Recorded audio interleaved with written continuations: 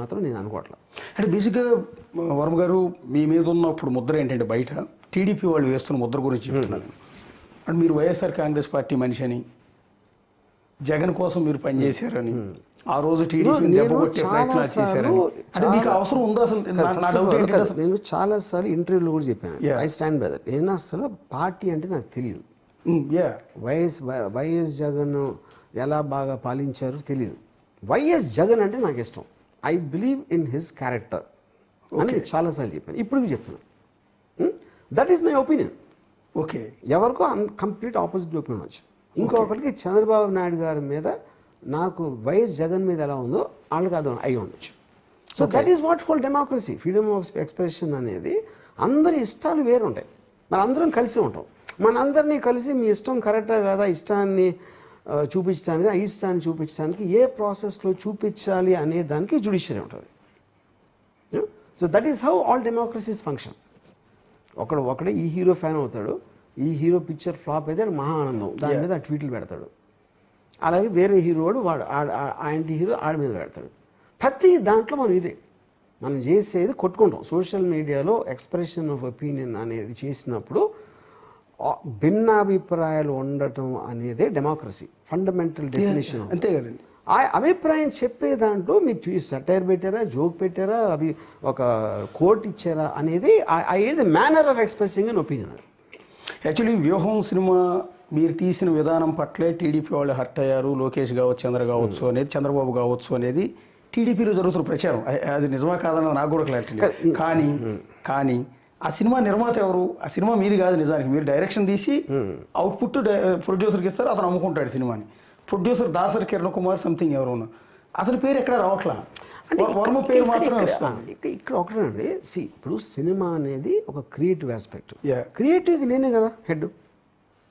Okay, Dasari Kiran also నాతో పాటు ఉన్నారు సెట్ మీద. ఈ నోస్ ద స్టోరీ, ఈ సా ద ఫిల్మ్, అంతా ఓకే.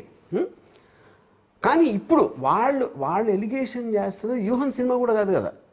ఈ పర్టికులర్ మీరు ఇది నేను పెట్టానని ఎలిగేషన్ చేస్తాను. అంటే దీని మోటివ్ క్యారికేచర్, అసలు ప్రొజెక్షన్ ఇది మాత్రమే. దీని బ్యాక్గ్రౌండ్ మీరు అంటే మోటివ్ ఆ సినిమాలు. Okay fine. ఇప్పుడు అది సెన్సార్ ఇచ్చేస్తారు కాబట్టి దాని నుంచి ఏం మాట్లాడలేరు.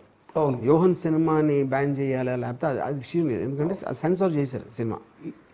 ఇది మీరు సోషల్ మీడియాలో ఉన్న ఒక పోస్టు ఏదో ఐటీ యాక్టు, ఈ యాక్టు, ఆ యాక్టు అని చెప్పి వీటి మీద పెట్టారు. అసలు ఉద్దేశం అది. But they are linked in a context. వ్యూహంలో ఉన్న అభిప్రాయంకి ఇది ఎవరైతే చేశారో నేను చేయకపోయినా వాళ్ళ వెనక ఉన్న అభిప్రాయం ఒకటే కదా. సో అప్పుడు నేను కొంచెం ఫేమస్ కాబట్టి మీడియా ఇమీడియట్గా తీసుకుంటుంది. ఇప్పుడు ఎవరో ఊరు పేర్లు పెడితే అది దానికి ఇంపార్టెన్స్ రాదు కదా మీడియాలో. I think that is the reason I was selected. అంటే ఈ సందర్భంలో టీడీపీ కార్యకర్తలకు కానీ, మనోభావాలు దెబ్బతింటాయని మీ మీద కేసులు పెడుతున్న వాళ్ళకి కానీ, లోకేష్ గారికి కానీ, పవన్ కళ్యాణ్ గారికి కానీ ఏమన్నా చెప్పదలుచుకున్నారు? నేను ఏమి చెప్పదలుచుకున్నాను అంటే నేను నిజంగా ఆనెస్ట్గా నేను నమ్మేది వాళ్ళంత పని కట్టుకుని చేస్తున్నారని నేను అనుకుంటున్నాను. నేను అనేది అదే. I don't believe that. వాళ్ళు చేస్తున్నారని కానీ, వాళ్ళు పని కట్టుకుని వాళ్ళు చాలా బిజీగా ఉన్నారు నిజానికి. వాళ్ళు డబ్బులు ఆర్థికంగా చాలా సిచ్యువేషన్ చాలా ఘోరంగా ఉంది. ఈ పరిస్థితిలో రాష్ట్రాన్ని ముందుకు ఎట్లా తీసుకురెళ్ళాలి, అమరావతి ఎట్లా నిర్మాణం చేయాలనేది ఈ తలనొప్పుల్లో ఉన్నారు. వర్మ గారి గురించి ఆలోచించి ఆయన మీద కేసులు పెట్టి వేధించే వాళ్ళు ఉన్నారని అనుకోవట్లేదు అసలు ఎవరు. మీరు అన్నట్టుగా మధ్యలో కొంతమంది ఎవరో. I'm very convince about that. So ఈ నేపథ్యంలో అంటే మిమ్మల్ని ఒక మాట అండి, యాజ్ ఏ మీరు అంటే అభిమానం లేని వాళ్ళు అంటూ ఉండరు. బేసిక్గా ఒక తెలుగు సినిమా దిశని మార్చిన డైరెక్టర్ మీరు. మీ గురించి గొప్పగా నేనేం చెప్పాల్సిన అవసరం కూడా లేదు. ఒకప్పుడు మీరు తీసిన సినిమా శివాతో సినిమా అంటే ఇలా ఉండకూడదు, ఇలా ఉండాలి అని చెప్పిన వ్యక్తి మీరు. ఒక సర్కార్ కావచ్చు, ఒక సత్య కావచ్చు, ఇలా చెప్పుకుంటే ఎన్నెన్నో సినిమాలు. ఒక జాతీయ దర్శకుడు మీరు ఒక విధంగా చెప్పాలండి. అలాంటి వ్యక్తి వాడు వచ్చి పోలీస్ స్టేషన్లో ఎవరెవరో కేసులు పెడుతూ ఉంటే వాటికి సమాధానం చెప్పుకోవాల్సిన పరిస్థితి రావటం అనేది ఫీల్ అవుతున్నారా? షై ఫీల్ అవుతున్నారా? Not at all. నేను నా లైఫ్లో ఏది నేను రిగ్రెట్ అవ్వను. ప్రతిదీ ఎక్స్పీరియన్స్గా తీసుకుంటాను. All experiences together make a person అని నేను నమ్ముతాను. సో దాంట్లో మీరు ఇప్పుడు ఒక కాంట్రవర్షియల్ ఫిలిం, అది వ్యూహం అవ్వచ్చు, లేకపోతే నేను అండర్ వరల్డ్ మీద తీసిన కంపెనీ అవ్వచ్చు, లేకపోతే బాల్ ఠాక్రే సినిమా సర్కార్ అవ్వచ్చు, రక్త చరిత్ర అవ్వచ్చు, ఇవన్నీ సినిమాల్లో కూడా ఒక కాంటెక్స్ట్లో ఒక ప్రాబ్లం వస్తానికి ఛాన్స్ ఉందని నాకు తెలుసు. అప్పుడు మీరు కాన్సిక్వెన్సెస్ ఎక్స్పెక్ట్ చేసినప్పుడు అలాంటి సినిమా చేయగలుగుతారు. సో అది నాకు సర్ప్రైజ్ ఏం కాదు. బట్ ఇంత చిన్న విషయం మీద అది సర్ప్రైజ్. నేను I would appreciate if it is an bigger thing. అది ఒకవేళ వాళ్ళకి దొరికినా దొరకపోయినా whatever the thing is you know. So అది అప్పుడు ఏంటంటే కాన్సిక్వెన్స్ నేను ఎక్స్పెక్ట్ చేస్తున్నప్పుడు, ఇప్పుడు కంపెనీ సినిమా తీసినప్పుడు అందరూ నన్ను అరే దౌద్ ఇబ్రాహిం గ్యాంగ్స్తో పెట్టుకుంటా, అది ఇది వాళ్ళని ఏదో చేసేస్తారు, వాళ్ళని చంపేస్తారు. అటాక్స్ ఆఫ్ 26/7 చేసినప్పుడు ఒక జమ్మూ కాశ్మీర్ మినిస్టర్ ఒక ఆయన నా క్లోజ్ ఫ్రెండ్ ఒక పాలిటీషియన్ తోటి రాముని జాగ్రత్తకోండి వాళ్ళు వచ్చేస్తున్నారు, బాంబే వచ్చేస్తున్నారు అన్నాడు. ఎవరు టెర్రరిస్ట్లు అంట నన్ను చంపడానికి. ఇలాంటివి నేను చాలా చూశాను.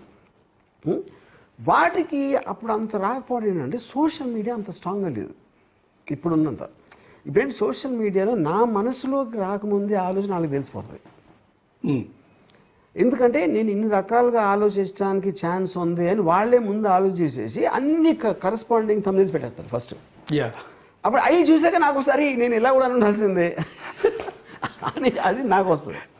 సో నేను బేసిక్గా నేను భయపడను, ధైర్యవంతుని నేను చెప్పను. నా పాయింట్ ఏంటంటే I'm willing to face anything, I have no problem. ఇప్పుడు మనిషి అన్నవాడికి లిమిటేషన్ ఉంటుంది. ఆ లిమిటేషన్లో ఇప్పుడు నేను కోవిడ్ వచ్చింది అనుకోండి, కోవిడ్లో నేను అసలు మాస్క్ వేసుకోలేదు, నేను శానిటైజర్ వాడాల, సోషల్ డిస్టెన్స్ మెయింటైన్ కూడా చేయాల. ఎందుకు అంటే అది నేను ఆ లిమిటేషన్ దృష్టిలో పెట్టుకుంటే నేను నాకు కావాల్సిన లైఫ్ బతకలేను. నేను ఛాన్స్ తీసుకుంటాను. ఆ ఛాన్సెస్ ఎప్పుడూ తీసుకున్నాను నేను ఫస్ట్ నుంచి కూడా. దాంట్లో ఇది ఒక భాగం. ఇలాంటిది వస్తే అవతల వాళ్ళు ఏమన్నా చేయొచ్చు, ఎస్ చేయటానికి ఆస్కారం ఉంది, కరెక్ట్, అది కాదని నేను అంటలా. I will face it. ఏంటి పెద్ద ఇది